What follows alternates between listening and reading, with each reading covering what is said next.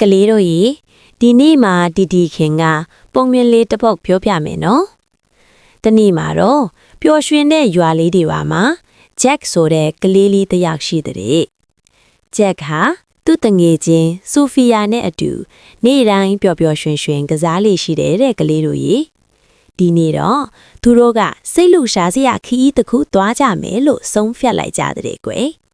သူတို့လမ်းလျှောက်ရင်အလှပဆုံးမော်တော်ကြီးတဲ့ကိုဝင်သွားကြတယ်။မော်ဝင်တော်ကြီးဆိုတော့တစ်ပင်တွေတောင်စကားပြောနိုင်ကြပြီးအားလုံးကဂျက်တို့ကိုမင်္ဂလာပါလို့ပြောကြပါတယ်။အဲ့ဒီအချိန်မှာပဲကြောင်လေးတစ်ကောင်လမ်းပြော့ပြီးငိုနေတဲ့အတန်ကိုကြားလိုက်ရတယ်တဲ့။ဂျက်ကကြောင်လေးကိုကျင်နာစွာကြည့်ပြီးမငိုပါနဲ့နော်အိမ်ကိုရောက်အောင်planပို့ပြီးမယ်လို့ပြောလိုက်တယ်ကွယ်။တငယ်ချင်းတွေကိုကူညီရမယ်ဆိုတာဂျက်ထိထားတာပေါ့။ဒါကြောင့်ဂျက်နဲ့ဆိုဖီယာကကြောင်လေးကိုအိမ်ပြန်ဖို့အတွက်လမ်းမှန်ပြပေးလိုက်ကြပါတယ်။ကြောင်လေးအိမ်ကိုပြန်ရောက်တဲ့အခါအားလုံးအယမ်းပျော်ရွှင်သွားကြတဲ့ကွယ်။ပုံမြင်လေးကတော့ဒါပါပဲကွယ်။ကျင်နာမှုကလူတိုင်းကိုပျော်ရွှင်စေတဲ့ကလေးတို့ရေ